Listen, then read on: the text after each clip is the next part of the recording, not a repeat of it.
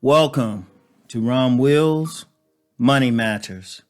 One black business can empower several black businesses. One black business can empower several black businesses. Now, listen to what I'm saying. See, sometimes people might see a business as just a sole proprietorship or just something small. Like there's a lot of black businesses and people say it's growing, but they're single operator businesses. And there's nothing wrong with that. There's nothing wrong with that. But some people might have the talent to create the type of business that can empower other businesses. I'll give you two examples. And both of these are within the publishing industry.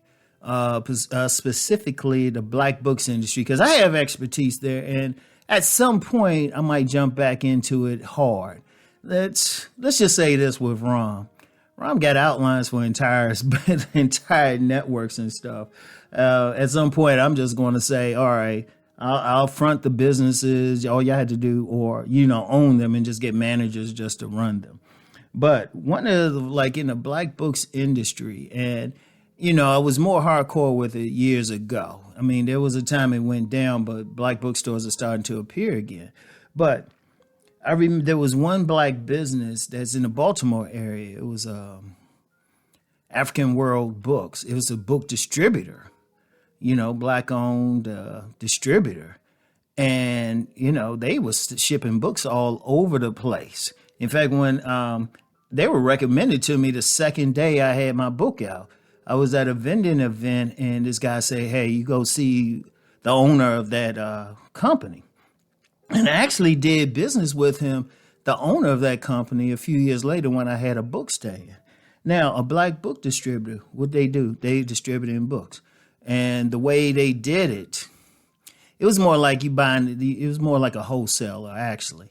Because with some distributors, they'll send the books to a bookstore, but whatever doesn't sell, they'll take back. But this was more like you pay for it right now, they're yours. You got to figure out how to get rid of them. And that's cool. But think about it like this. That one black distributor, and there's been several, they distributing books to several stores. They're getting them at a good price, good rate and everything. Those stores, in turn, would make some money. Indeed, I still have being a distributor in the back of my mind. And stuff. Just wait, like I said, I might just empower some other people just to run the business. But that one business empowered several by getting them good books, getting them good materials. Also empowered several publishing companies and even independent writers, because then the independent writers had some place to sell their books. And it's like, wait a minute. Okay, so you empowering all these people, just one business, just being a distributor. And that's any distributor, whatever, just distribution in whatever business. But that one black business really put a lot of other black businesses afloat. Many publishers. I mean, you might have a few hundred clients that you either giving the book, selling the books to, or getting books from, and everything. So that's the thing. You making money for a lot. And indeed, in the black books industry, just by itself, I was like, hey, you from from writing a book to getting it edited, to getting it physically made, to getting it in bookstores and stuff. Oh, there's a lot of businesses created. And that distribution could be in anything. Say, here's another distributor. Say you have some body care products or something. That's actually a big thing within the black community. You go to a lot of vending shows, some type of shea butter or something. Every time I go to a vending event, I see a black vendor. I'd say 6 times out of 10, they're having some type of product, body product or hair product or something, no matter where I go. So I'm like, oh, okay. Now, what if a distributor say, hey, I'll get your stuff, get it out to some stores? Boom, that's empowering some more businesses. Like, say you have some brick and mortar or kiosk or something. They say, okay, we're going to set up selling this. All you have to do is get them the product, good price, boom. Like distribution and everything. That's just one business. And see, that's just a distributor. Remember, I said you get it in a store, a good retail store. Like just use hair products or something, hair products. Because that's another plan I was thinking too. And I'll throw stuff out because if somebody else take it and run, you got all, I don't have a copyright on any of it. Hey, I'll help support you. I'll help let people know about you. I might even I give you some books of my own to distribute. Hey, but think about if you have a retail store, and that retail store, like say, okay, you have a lot of black clothes designers. I mean, myriad clothes designers, but a lot of them are stuck to selling like stuff online, maybe, on IG and all of that. And that could be a tough go. Because you got to get popular. They usually have to do it at vending shows. But what if somebody say, okay, we get you a good size space and we'll get your clothes, we'll sell it here, we'll set it up and everything. We're in a good space, we get good traffic and everything. Like business is important to traffic. All right, you start selling that. Okay, you doing so well, you open up another location, then another location. That means you can get more of the products from that business and sell it. You empowering not just yourself, but those businesses as well. Because, okay, and I learned this when I was there was a bookstore, a black-owned bookstore in the D.C. area. It was actually a tiny chain. Unfortunately, some stuff that didn't have to do with business kind of hurt them. And that's a whole other conversation.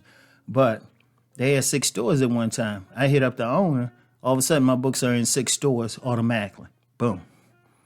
Now, imagine you have some type of store, some type of chain of store. It can start off small, too. Even just starting off with one, you can sell other people's products. You actually empowering them. And any typical store, it could be just, you don't have to be major big. Because think about these hair care stores and stuff. These hair stores and stuff, they selling products from probably a few hundred businesses. You empowering a few hundred businesses. Depending on what you do, or at least multiple. Let's just say you got a store, you got like just 20 clothing brands in there. That's 20 businesses that you're empowering and helping. Think about it. And it's just the one business. You helping other businesses. Because the key thing, you have a lot of businesses, they become $1 million, even $1 billion businesses, and they never deal with the general public. They just dealing with other businesses. Think about it.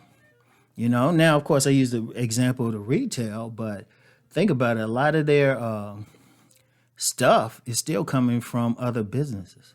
Or if you're on the distribution side of it, But it's so many ways, business to business. Like a restaurant. Say your business is creating styrofoam products, napkins, something like that. There's actually a black business, Freedom Paper Company. I'm going to put them in the description box. They sell toilet paper. They sell toilet paper and stuff, black owned. All they have to do, they can just hit up different industrial complex, not just individual like consumers, but they can hit up other businesses because they got janitorial products, everything. Businesses, restaurants, everything, just giving them napkins. I want y'all to think about that. They're empowering more than just themselves. So it's something to think about for those who have some ideas, some expertise in that area. All right. So anyway, that's all I have for now. I want y'all to really think about that because we in these times, and this is why there's nothing against any other group of people, but as black people, we got to take care of ourselves. And the way to do it is business. We can't expect someone else to take care of us. This is very key. So we have to do for self. So anyway, let's go make that money.